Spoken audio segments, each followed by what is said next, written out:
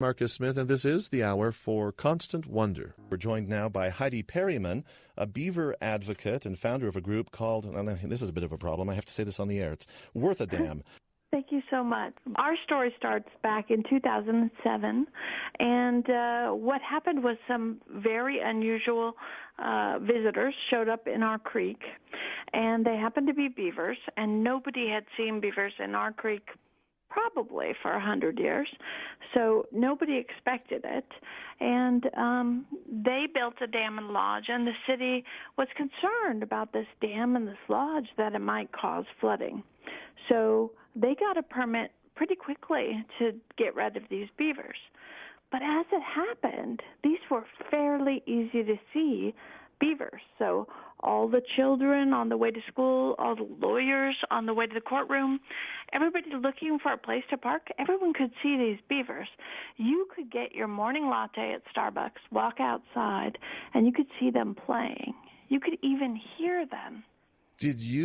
How did you hear about it yourself? Were you one of the first observers? I found out that they were really engaging to watch, and I started filming them because I, at those days, just thought they were neat. Really, when I found out that they were going to be killed, I thought, well, I'm going to see what I can do. Maybe I'll work on this for a weekend.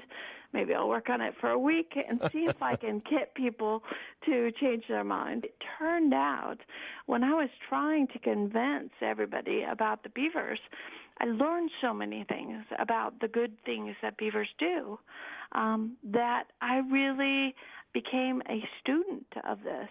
Now, my background isn't in animals or biology. I'm a child psychologist, so this was all new to me. I was definitely surprised at what happened in Martinez.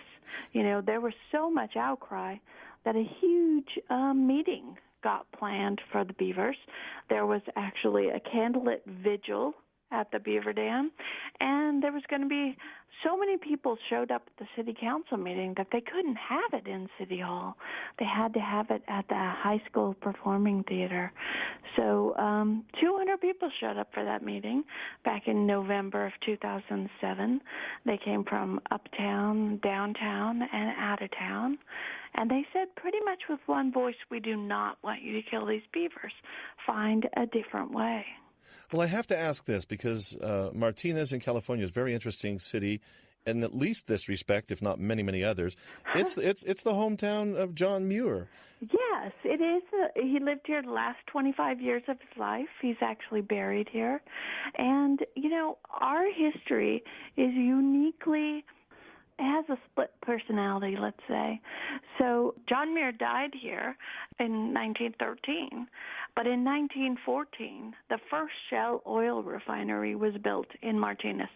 So, we have both this environmental side and this really urban industrial side. And so people were very curious so whether beavers would make any kind of difference if in that kind of urban environment. And we were very surprised to find out that they did. They totally transformed our creek. Do you have to continue with sort of priming the pump to keep the public's interest?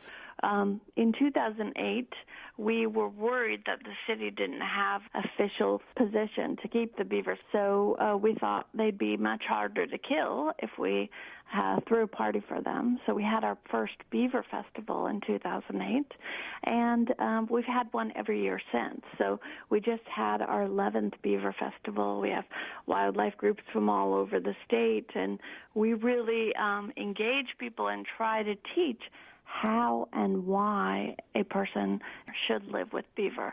And that's really good for continuing to educate the public and getting people involved.